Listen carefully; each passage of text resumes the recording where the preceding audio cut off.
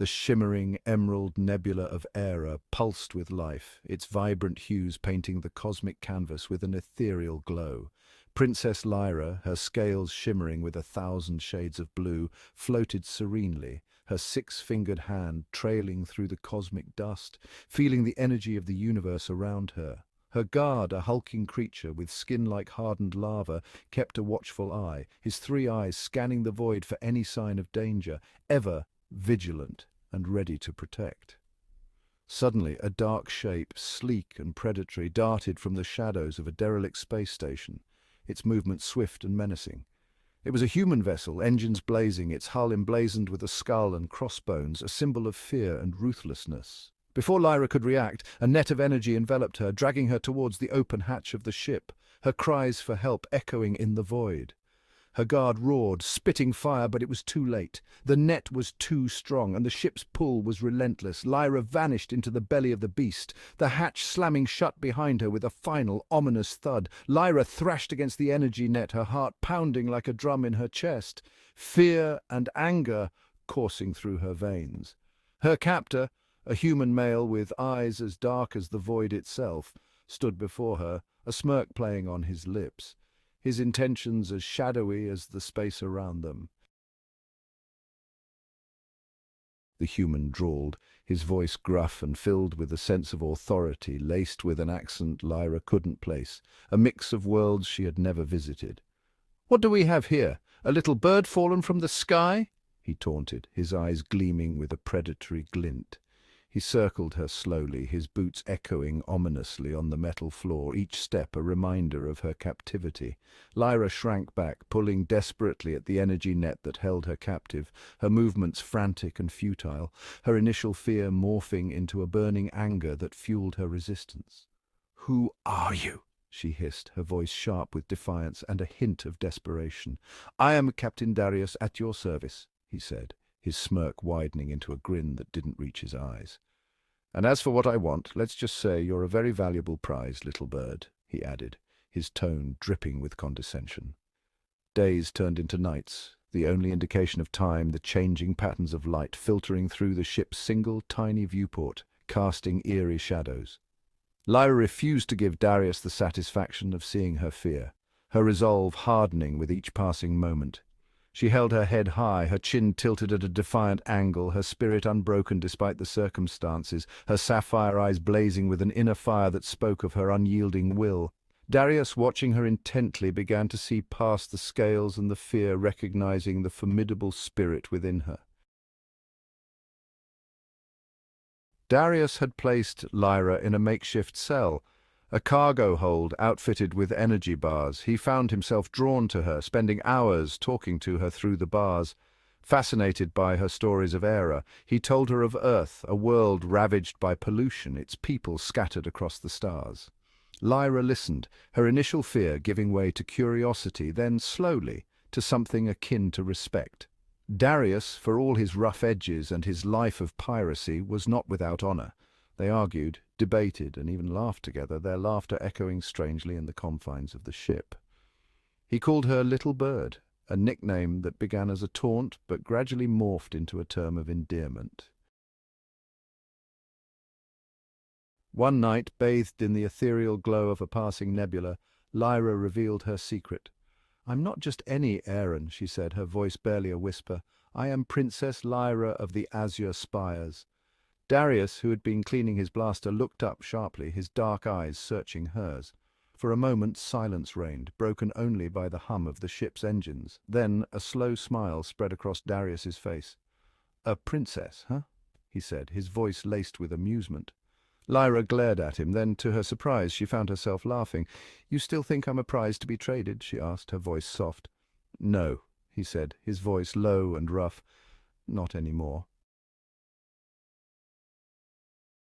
The realization of their growing feelings for each other hit them both like a meteor shower. It was in the way Darius's hand lingered on hers as he passed her a ration pack. It was in the way Lyra's eyes followed him as he barked orders to his crew. One night, as the Void Runner hurtled through a field of shimmering asteroids, Darius found Lyra gazing out the viewport. "What is it, little bird?" he asked, his voice gruff with concern. Lyra turned to him, her eyes filled with a deep sadness. "I miss my home," she whispered. "My people. I fear what will become of them if I don't return soon." Darius felt a pang of sympathy for her. He stepped closer, placing a hand on her shoulder, his touch surprisingly gentle. "We'll find a way to get you home," he said, his voice firm, resolute. "I promise." Darius, bound by his word and his growing feelings for Lyra, set course for Era. The journey was fraught with danger. They encountered rogue space pirates, navigated treacherous nebula storms, and even had a run-in with a sentient biomechanical creature. Through it all, Lyra proved to be more than just a captive princess. Her knowledge of the cosmos proved invaluable. As they journeyed together, Darius learned of the political turmoil brewing in Era. A rival clan, the Crimson Finns, sought to usurp the throne from Lyra's family. Lyra believed they were behind her abduction, hoping to use her as a bargaining chip. The closer they got to Era, the more conflicted Darius became. He had grown accustomed to Lyra's presence on his ship. He knew that returning her to Era meant saying goodbye, and the thought filled him with a sense of dread. One evening, as they shared a ration pack beneath a sky ablaze with 1,000,000 stars, Darius voiced his fears. "What happens when we reach Era?" he asked, his voice gruff, hesitant. "What happens to us?"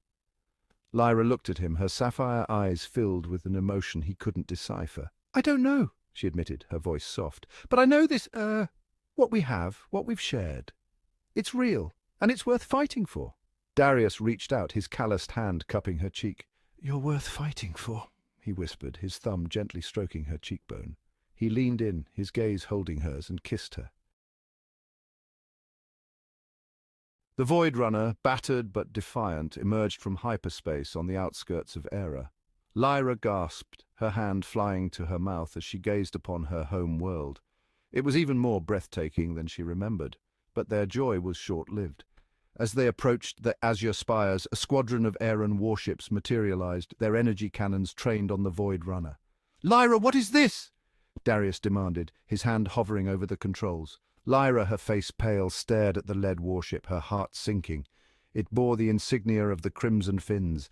"It's a trap," she whispered, her voice filled with despair. A transmission crackled through the comm system, and a gruff voice boomed through the ship. "Princess Lyra, welcome home." The trap had been cleverly laid. The Crimson Finns had used Lyra's distress beacon to lure them back to Era. They had never intended to negotiate. They wanted Lyra captured and Darius eliminated. Darius, his jaw set in a grim line, refused to surrender. "Hold on, little bird," he growled, his hands dancing over the controls. "It's going to be a bumpy ride." The Void Runner, outgunned but not outmaneuvered, weaved and bobbed through the Eran fleet, its blasters blazing. Lyra, her initial despair giving way to her warrior spirit, fought alongside Darius. Just when it seemed like the Void Runner wouldn't survive another volley, a voice boomed through the comm system. It was General Kalen, commander of the Azure Spire Guard and Lyra's uncle. The tide of the battle turned. A fierce space battle raged above Era, laser fire painting the emerald sky. Darius, with Lyra by his side, fought with the ferocity of a cornered predator. The Crimson Finns, their coup thwarted, were defeated, their ships crippled and boarded by General Kalen's forces. The Void Runner, battered but triumphant, limped towards the Azure Spires. As they landed in the heart of the city, a wave of relief washed over Lyra. She was home. But as she stepped onto the familiar ground, a new wave of uncertainty crashed over her. The people of Era, grateful for their princess's safe return, hailed Darius as a hero. His bravery and selflessness had saved their beloved princess from the clutches of danger. The Crimson Finns were brought to justice, their treachery exposed for all to see. The tribunal's decision was swift and just, ensuring peace would once again reign in Era. Lyra, now back in her rightful place, knew she could never repay Darius for what he had done for her. His actions had not only saved her life, but had also restored hope to her people. But she could offer him something far more precious, a token of her gratitude, a symbol of her undying affection and respect. In a ceremony that blended Aran traditions with human customs, Lyra, resplendent in a gown of shimmering scales, stood before Darius. The union was a testament to the bond they had forged through trials and tribulations.